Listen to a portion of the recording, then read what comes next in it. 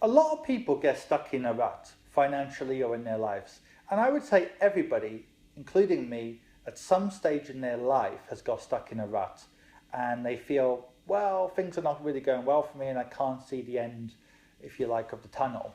Now, what are some strategies you can use to actually improve your financial and general life, which I have found have worked for me and other people I know? Now, number one, I would say just a change of scenery.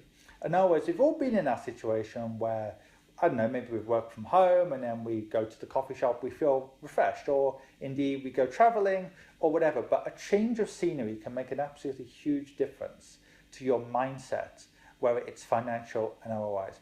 Number two is get rid of some toxic people. Now, what do I mean by that?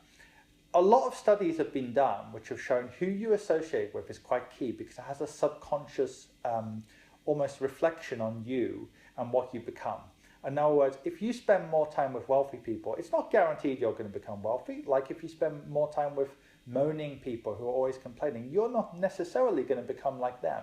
But studies show that you are affected by your environment, obviously, and subconsciously, other people's habits start to affect you. So I'll give you an example. If you spend more time with wealthy people and you realize that they're just like me and you, and other people that you know, they're just normal people, they're not exceptionally gifted, you start to think, hold on a minute, maybe I could be wealthy too. But if you start to speak with many toxic people, you might become just like them. So be more selective with who you spend time with. Number three, I would also say, is reading. The more you read, the more ideas you get. Again, it has a subconscious effect on your mentality.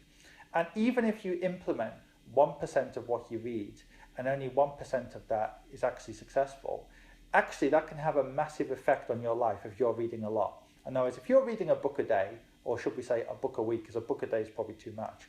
A book a week, that's 52 books a year. And let's say each book has 20 good ideas, that's 1,000 ideas.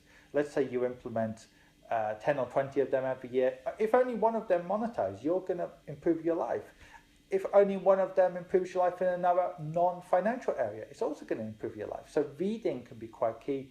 And linked to that is other forms of self-education, so seminars, podcasts, anything that can improve you can also have a great impact on your mindset. Another thing I would say is focusing on the positive. In other words, people who switch off the media or watch it less often, and people who watch more positive things online.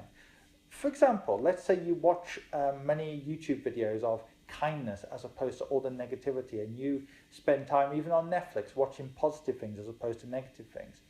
Often this can actually have an effect on your mindset, because various studies have shown that people who are watching more negative things become more negative unless they are actually seeing an alternative reality.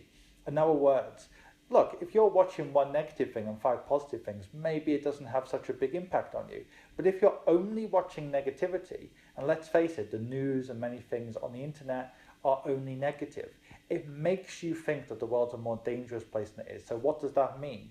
It often means you take less risks in business, less risks in investing. It's already human nature to be more concerned with losing something than gaining something. But if you want to gain something in your life, you've often got to overcome that loss aversion and actually become a bit more aggressive. That doesn't mean being naive, but speculating to accumulate.